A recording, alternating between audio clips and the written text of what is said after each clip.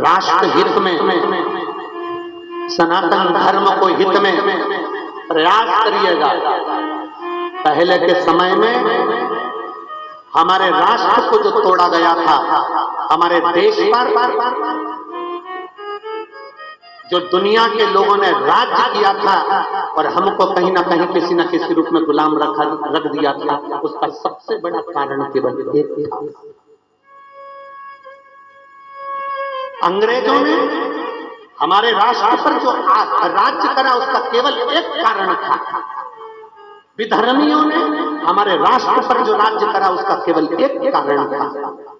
जितने लोग मंदिर जाते थे, जितने लोग शिवालय जाते थे, जितने लोग भगवान के दरवाजे जाते थे, उनको धीरे धीरे मंदिर से दूर कर दिया था।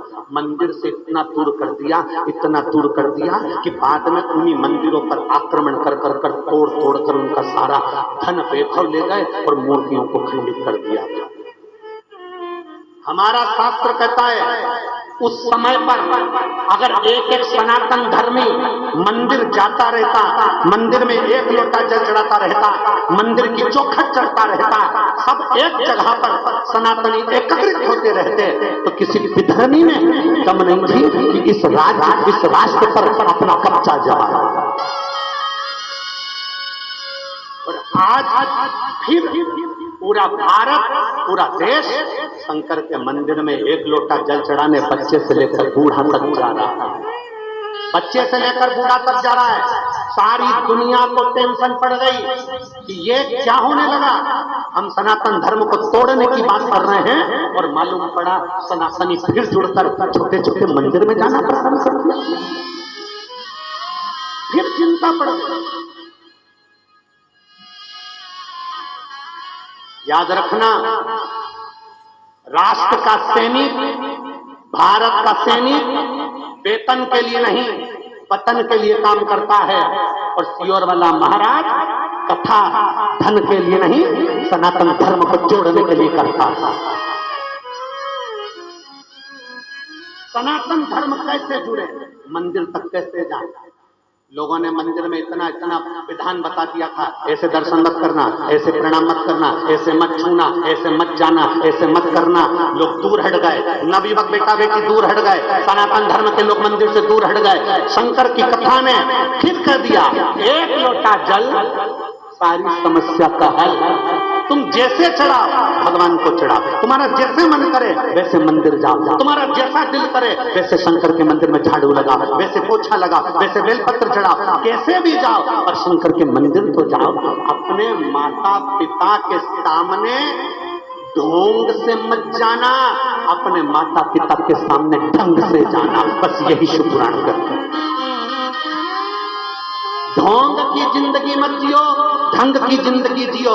मेरे भगवान कालाधिपति के सामने जाना, मेरे शंकर के मंदिर में जाना, मेरे शिवालय में जाना, शिव की चौखट पर जब भी जाना, शंकर के मंदिर में जाना, शिव महापुराण की कथा में जाना, तो ढोंग कर मत जाना, ढोंगी बनकर मत जाना।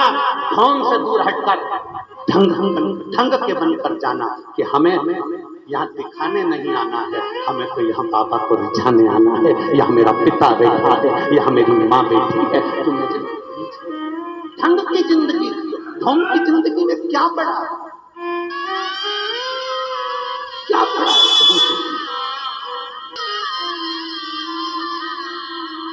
सारे धाम में दरवाजे हैं पर मेरे कैलाश पर दरवाजा नहीं है, मेरे शंकर के दरवाजे पर दरवाजा नहीं है। क्यों? क्योंकि वो जगत का बाप है, वो जगत की माँ है।